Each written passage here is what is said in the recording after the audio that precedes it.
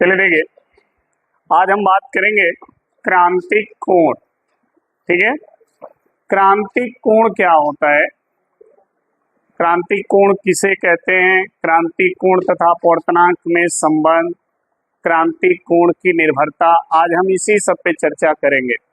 ठीक है, और ये क्वेश्चन भी कई बार एग्जाम में पूछे गए हैं, क्रांतिक कोण क्या होता है।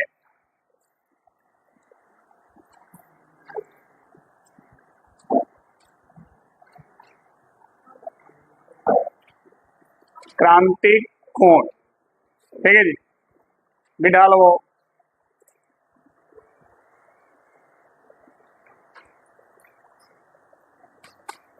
देखिए, क्रांतिक कोण है क्या, समझिएगा।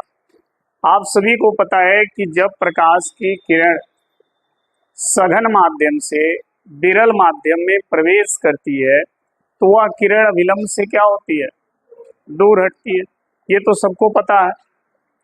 अगर हम ये कहें, ध्यान देना, ये एक सतह है जो दो माध्यम को पृथक कर रहा है।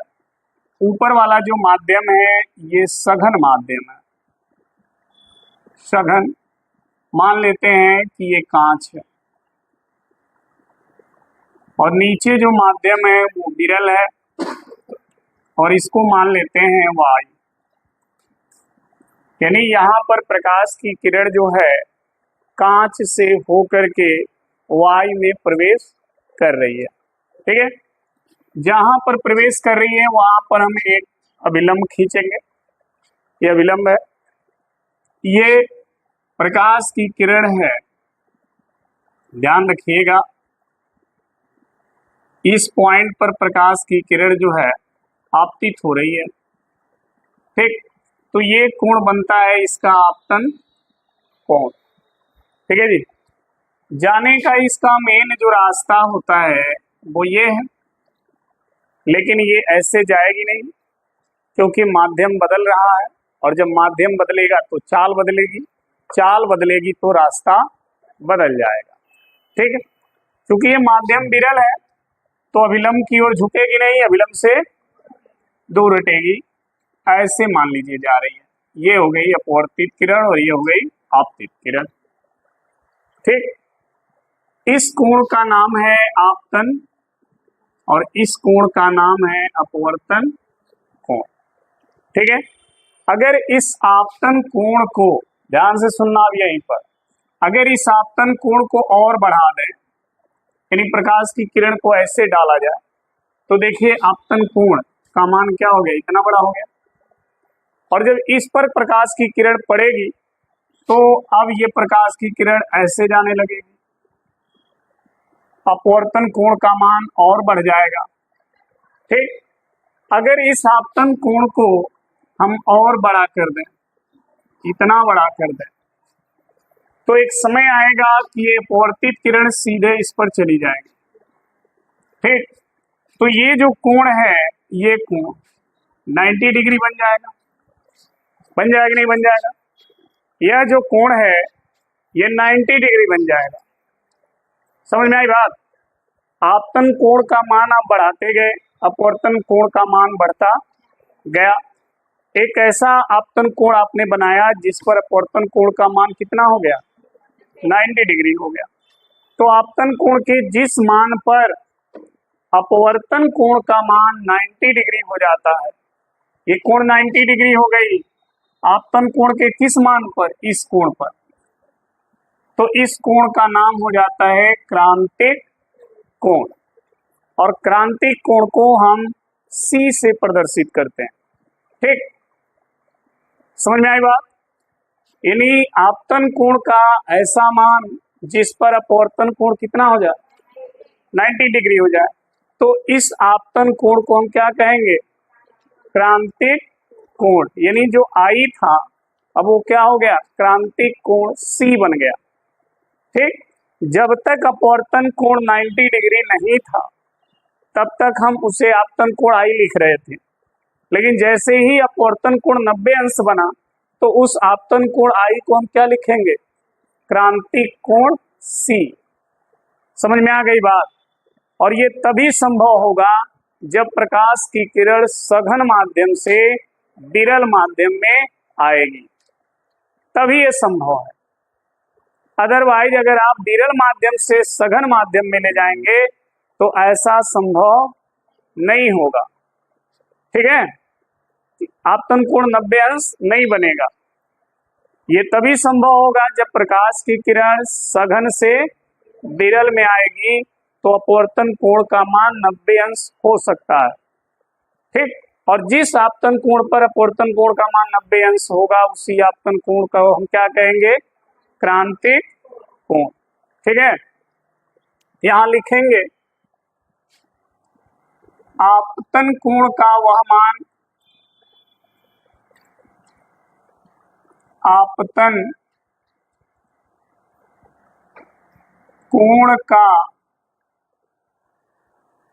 वह मान जिस पर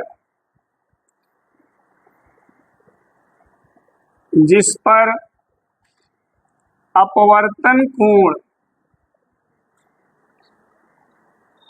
जिस पर अपवर्तन कोण का मान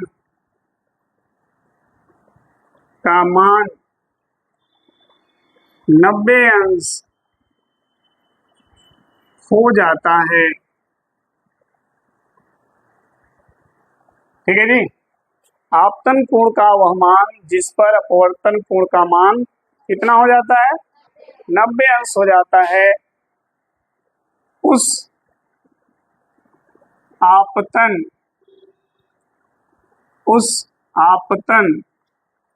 कोण को, उस आपतन कोण को क्रांतिक कोण C कहते हैं। उस आपतन कोण को क्रांतिक कोण C कहते हैं। समझ में आ गई बात? अगर कोई प्रश्न करे कि क्रांतिक कोण क्या है, तो सिंपल सी बात है सर, आपतन कोण का ऐसा मान जिस पर अपवर्तन कोण कितना बन जाए? 90 अंश या 90 डिग्री। ठीक है, उस आपतन कोण को हम क्या कहेंगे? क्रांतिक कोण कहेंगे, और उसे C से प्रदर्शित करेंगे। ठीक, अब बात आती है कि क्रांतिक कोण जो है वो निर्भर किस पर करता है। ठीक है, क्रांतिक कोण का जो मान है उसके लिए कुछ शर्तें हैं। शर्तें क्या हैं? तो यहां पर लिखेंगे छोटा सा एक हेडिंग,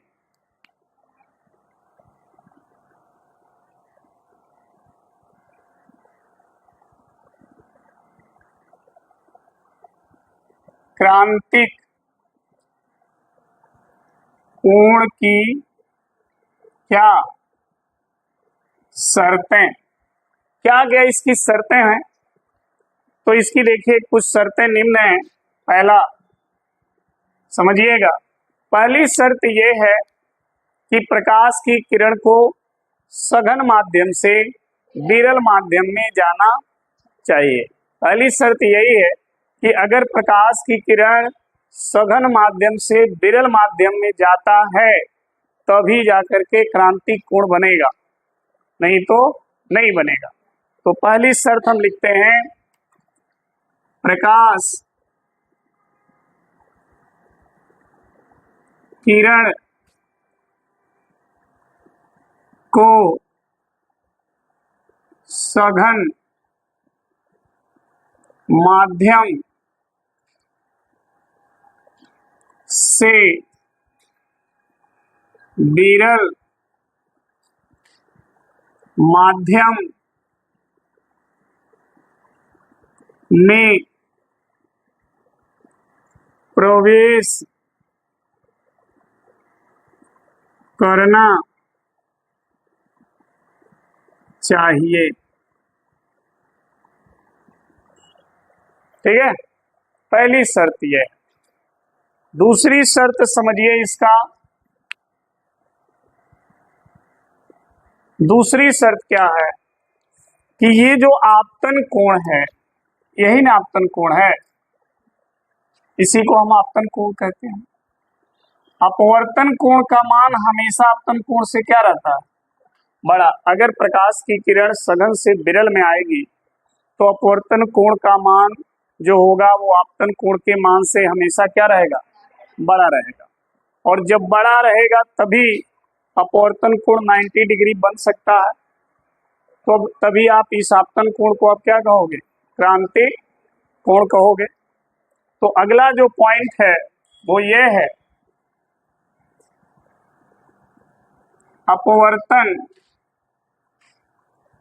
कोण का मान सदैव आपतन कोण से बड़ा होना चाहिए। ठीक है जी, अपवर्तन कोण का मान हमेशा आपतन कोण से बड़ा होना चाहिए। ये दो शर्तें हैं प्रकाश के इस क्रांतिक कोण के लिए।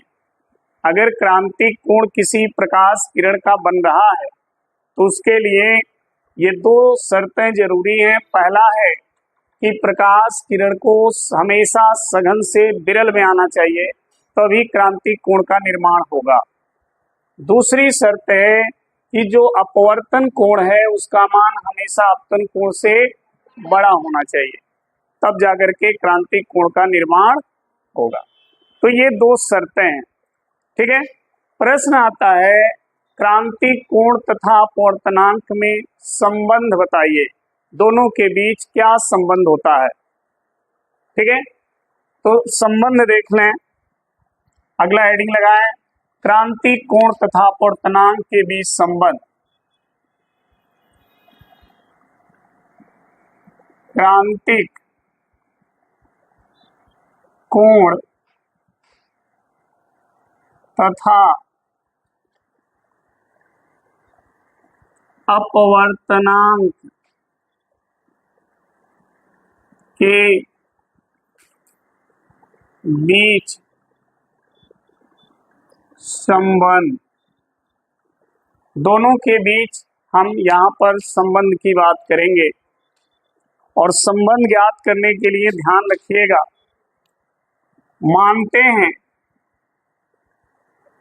मान लेते हैं कि माना कोई प्रकाश की किरण सघन माध्यम, और उस सघन माध्यम कौन है, कांच। सघन माध्यम कांच से विरल माध्यम कौन, वाय में प्रवेश करता है। ठीक है, ऐसा हमने मान लिया कि कोई प्रकाश की किरण जो है सघन माध्यम कांच से विरल माध्यम वायु में क्या कर रहा है, प्रवेश कर रहा है। जहां आपतन कोण, जहां आपतन कोण कितनी है, आई, तथा अपवर्तन कोण कितना है, आर है। ठीक है, जहां आपतन कोण आई तथा अपवर्तन कोण क्या है, आर है। हमने मान लिया कि कोई प्रकाश की किरण है वो सघन माध्यम कांच से विरल माध्यम वाय में प्रवेश कर रही है, और जब प्रवेश करती है तो उसका आपतन कोण आई और अपवर्तन कोण आर बनता है। ऐसा हमने मान लिया। ठीक है। अब प्रकाश की किरण विचलित किस में हो रही है? वाई में। तो जब वाई में विचलित होगी तो अपवर्तनांक किसका निकालेंगे? वाई का। किसके सापेक्ष?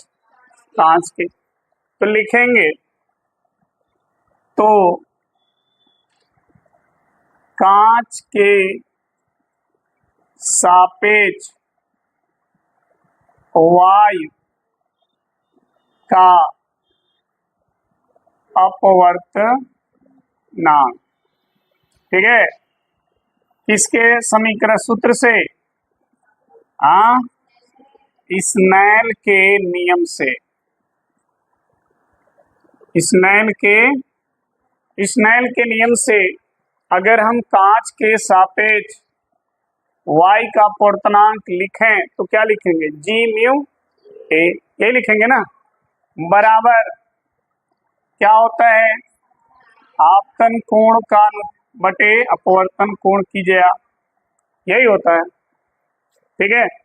अब ध्यान देना, अगर हम जी म्यू ए लिखे हैं, हम चाहें तो ए को पहले जी को बाद में लिखना चाहें तो क्या लिखोगे? ए म्यू, और ये हो जाएगा साइन आई बटा साइन आर, यही होगा। फिर ध्यान देना है, अगर हम इसको पलट दें, हर को अंश कर दें तो इसका भी हर, तो क्या हो जाएगा? ए म्यू बराबर साइन आर बटे, ये भी पलट जाएगा ना भाई, जब इसको पलटोगे तो ये भी पलट दो, ठीक, मान नहीं बदलेगा। अब देखना ध्यान से,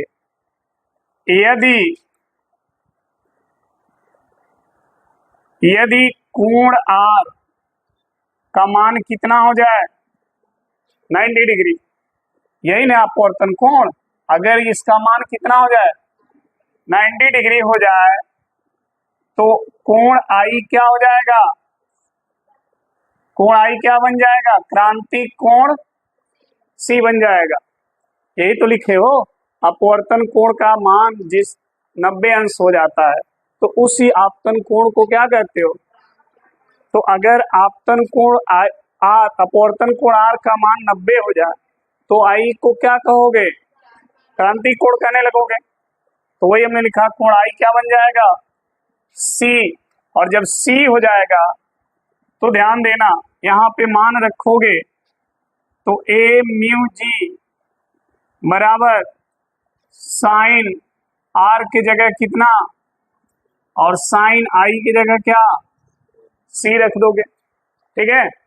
और सबको पता है कि साइन 90 का मान कितना होता है, तो यहाँ 1 हो जाएगा, तो ए म्यू जी बराबर हो जाएगा 1 बटा साइन, और यही जो है क्रांतिक कोण तथा अपवर्तनांक में क्या है?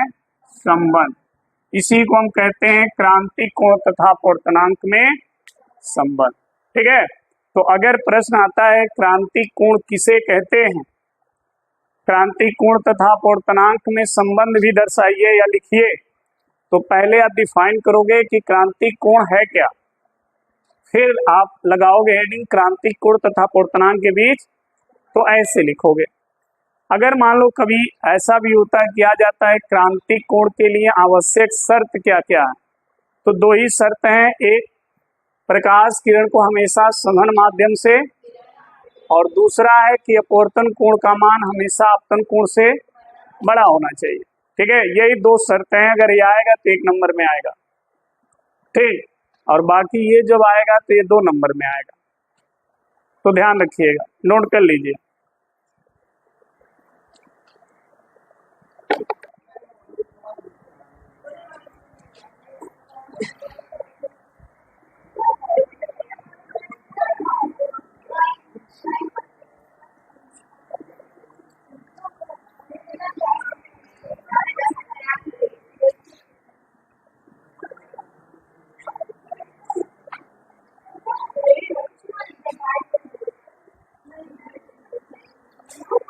चलो जी, अगला हेडिंग लिखो, पूर्ण आंतरिक परावर्तन। पूर्ण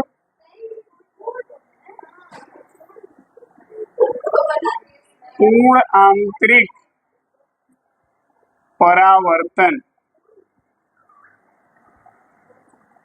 पूर्ण आंतरिक परावर्तन।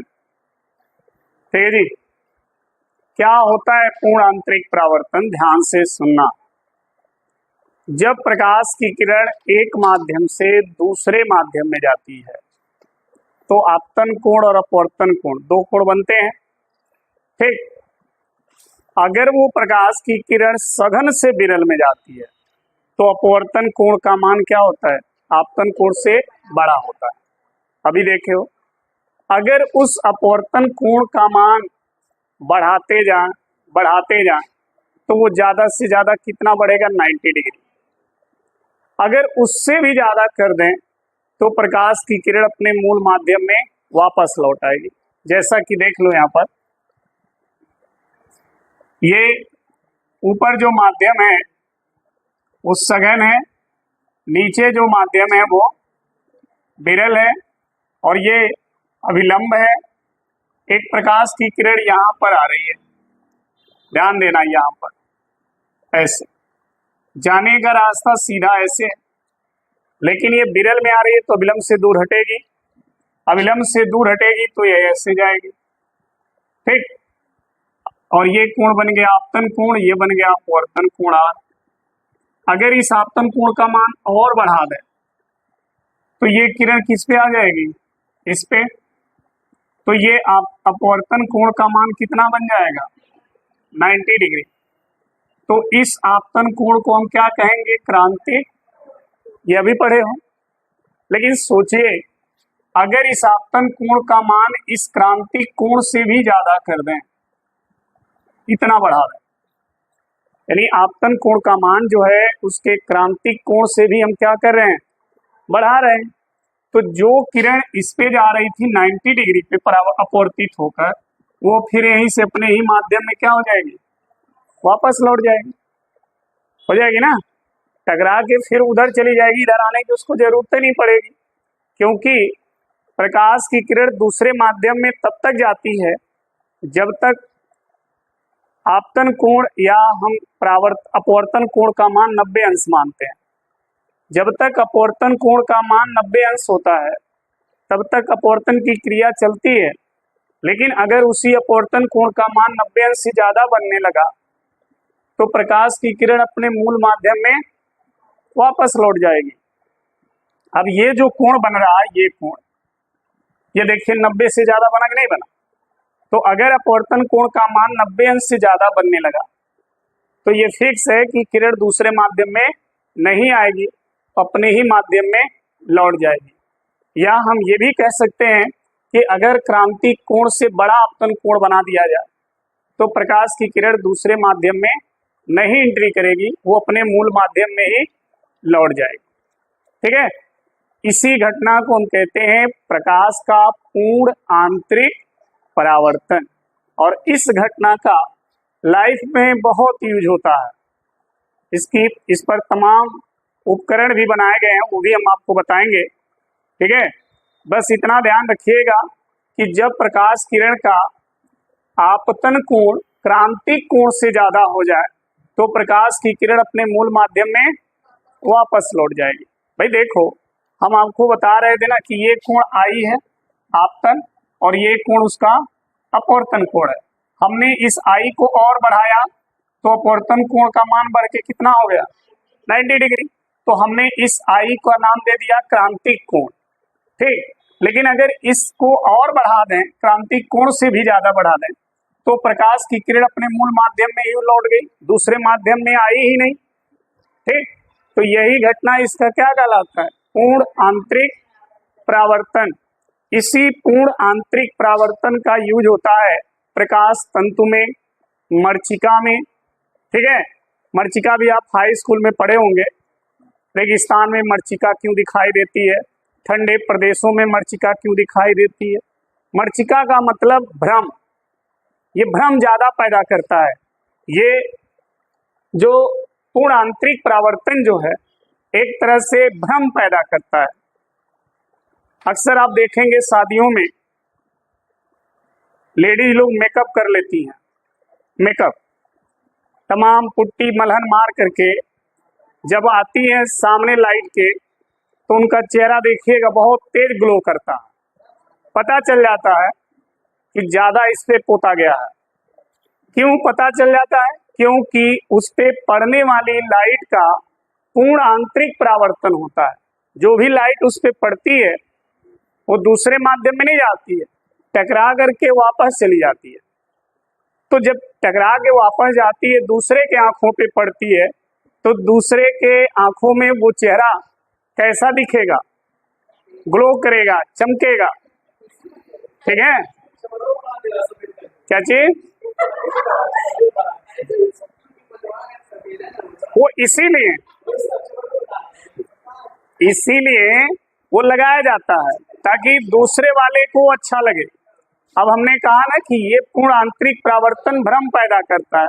अब दूसरा वाला उसी भ्रम में पड़ जाता है, दूसरा वाला इसी भ्रम में पड़ जाता है कि वो लड़की कितनी सुंदर है।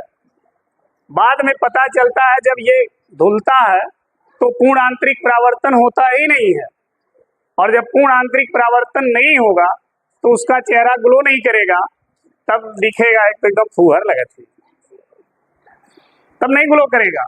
इसीलिए लोग पोतते हैं ज्यादा। ठीक है? कभी भी देखिएगा शादी विवाह में अक्सर देखिएगा लाइट ऐसे लगा है, ये जानबूझकर वहीं खड़ा होती है। कैमरा वाला जैसे इसे उठाएगा तो ये जा कमरा के आगे खड़ा हो जाएंगे ताकि बस इन्हीं को दिखाए हो। क्या चीज? तो ये पूर्ण आंतरिक परावर्तन की वजह से होता है। तो चले नोट करते हैं।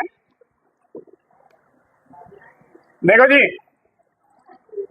लिखेंगे जब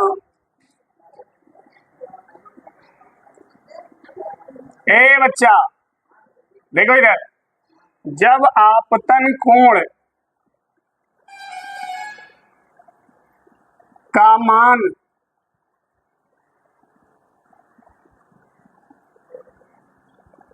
क्रांतिक कोण से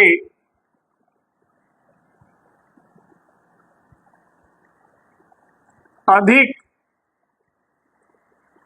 हो जाता है, अधिक हो जाता है तो प्रकाश की किरणें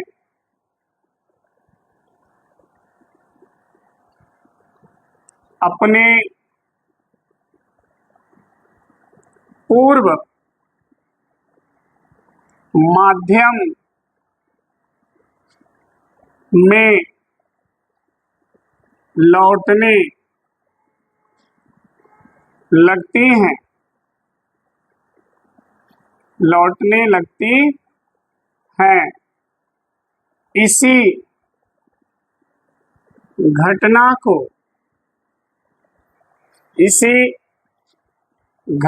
को पूर्ण आंतरिक परावर्तन कहते हैं।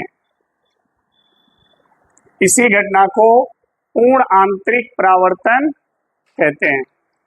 जहां कहीं भी कोई चीज अगर चमक रही है, ठीक है, तो समझ लेना वो वहां पर पूर्ण आंतरिक परावर्तन हो रहा है। अगर और भी आपको हम बताएं तो आप देखिएगा जो हीरे के आभूषण बनाए जाते हैं, हीरा देखे होंगे ना, फिल्मों में नहीं देखे होंगे तो रियल में तो फिल्म में तो देखे होंगे ना। टेबल लगा हुआ है, हीरोइन लंच कर रही है, कान में पहनी हुई है हीरे का, और दूर हीरो खड़ा है, इधर उधर घुमा रही है, हीरो डिस्टर्ब हो रहा है, इतनी लाइट मार रही है, चमकता है कि नहीं चमकता? तो वो क्यों चमकता है?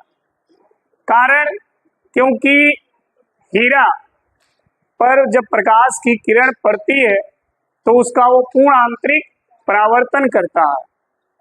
हीरे का जो भी आभूषण बनाया जाता है तो उसके शेप जो होते हैं बाहरी, वो इस तरह डिजाइन किए जाते हैं कि कहीं से भी उस पर अगर किरण पड़ेगी, ठीक है, तो सभी किरण का क्या होगा, पूर्ण आंतरिक परावर्तन होगा। और उस पूर्ण आंतरिक परावर्तन के कारण हीरा कहीं से भी देखेंगे, किसी भी एंगल से देखेंगे, तो वो आपको चमकता हुआ नजर आएगा।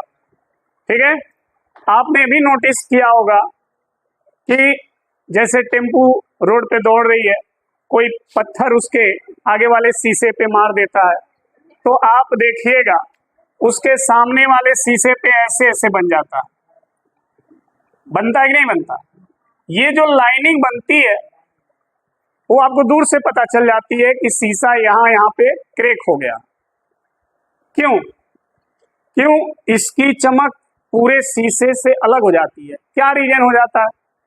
सूर्य का प्रकाश सब पे पड़ रहा है, लेकिन सभी भाग शीशा का नहीं चमक रहा, केवल ये लाइनिंग जो है वो चमक रही है। ऐसा क्यों?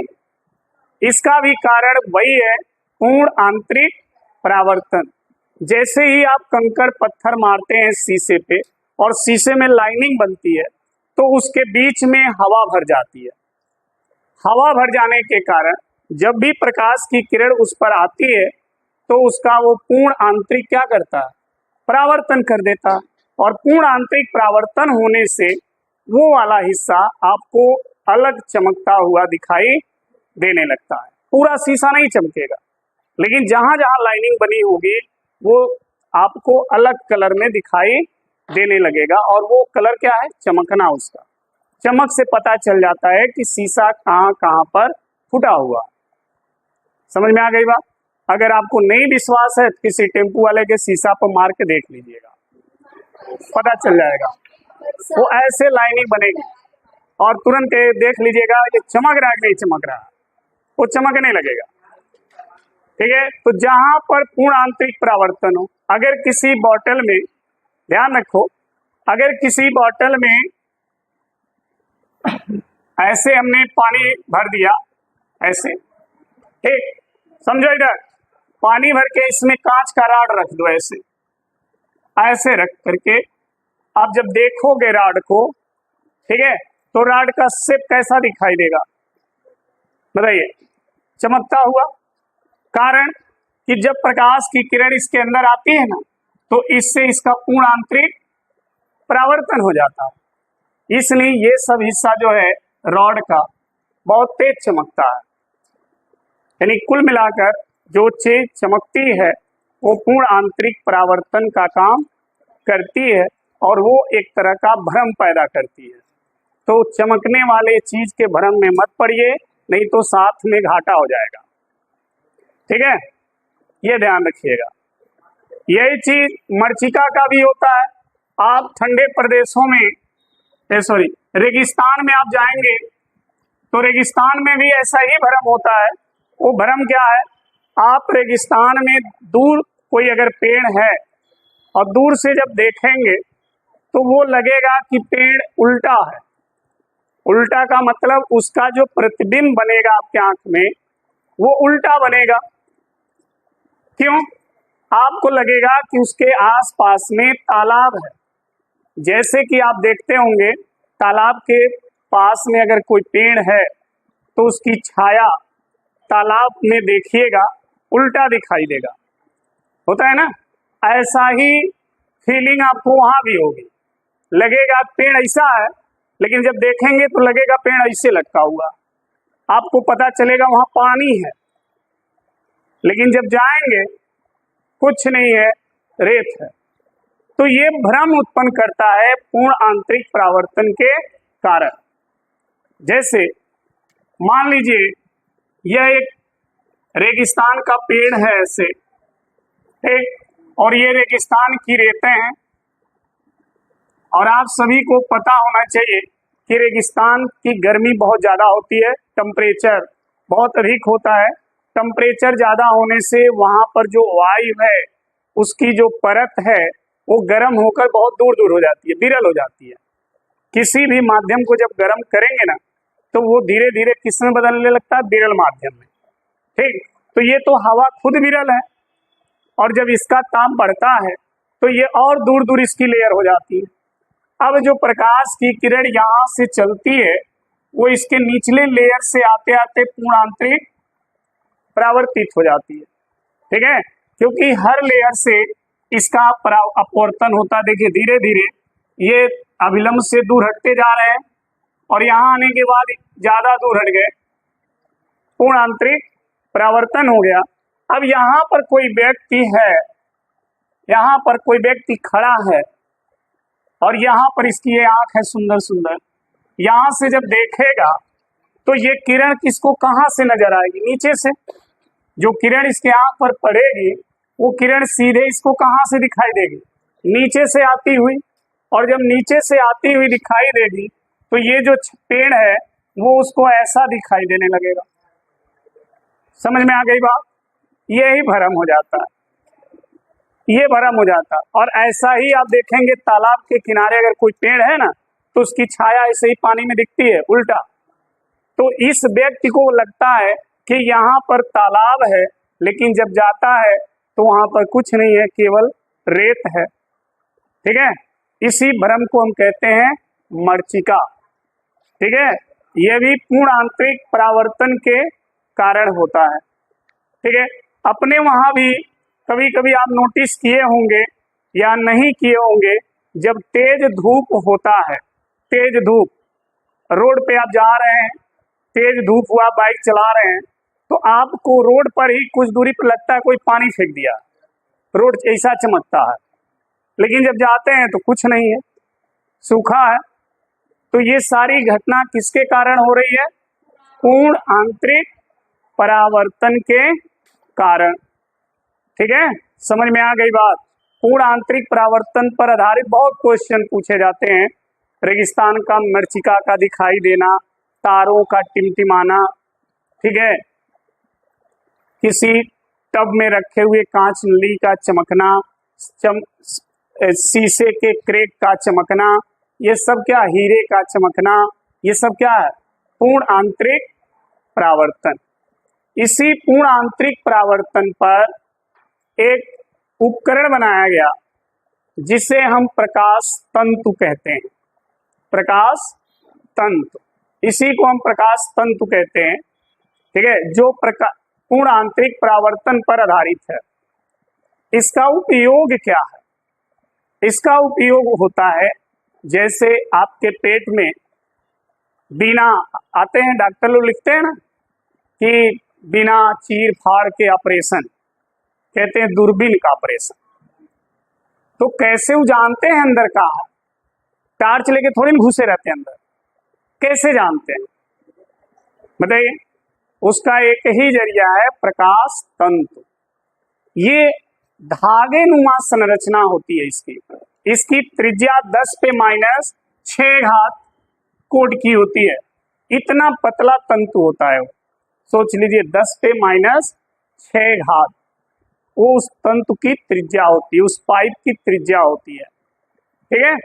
और उस पाइप के अंदर ऐसा लेप लगा दिया जाता है ताकि प्रकाश की किरण अगर उस पर पड़े तो उसका बार बार क्या हो? पूर्ण आंतरिक परावर्तन हो। पाइप को कितना हो टेढ़ा करेंगे, ठीक है, प्रकाश बिना अपनी तीव्रता परिवर्तन किए एक स्थान से दूसरे स्थान तक चला जाएगा।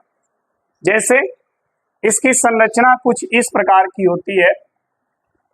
ये एक तंतु ऐसे बना होता है। ये यहाँ पर तो हम इसको बड़ा फिगर में दिखा रहे हैं, इतना बड़ा उसका इतना मोटा नहीं होता है, वो धागे की तरह सोच लीजिए, जिसकी त्रिज्या इतने मीटर के आसपास होती है, ठीक है।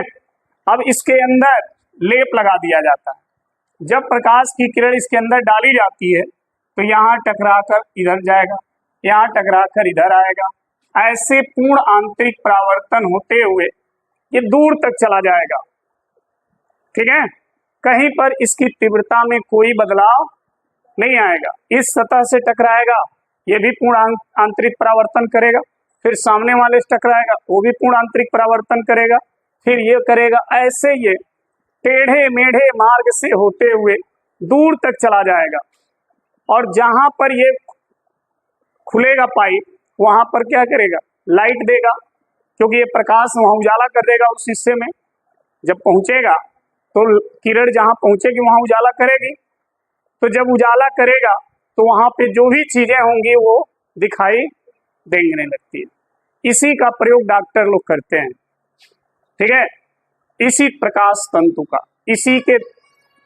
इसी तरह के धागे की एक गुच्छा बनाते हैं और मुंह में डाल देते हैं, ठीक। और उसी तंतु के रास्ते प्रकाश किरण को अंदर क्या करते हैं, भेजते हैं। और जब प्रकाश किरण अंदर जाती है तो जहां पर धागा जहां तक पहुंचा होता है वहां पर क्या करती है, उजाला कर देती है, लाइट हो जाता है। और जब लाइट हो जाता है फिर वो अपना काम आसानी से कर लेते हैं। उनको चीज दिखाई देने लगती है कहाँ गड़बड़ी है। नहीं तो फिर पेड़ को खोल दो, फिर देख लो टार्च जला के, दूसरा कौन रास्ता है। तो प्रकाश तंतु बहुत हेल्पफुल है, इसको कल हम पढ़ाएंगे पूरे अच्छे से, ठीक है। कल मिलते हैं, ये नोट कर लीजिए।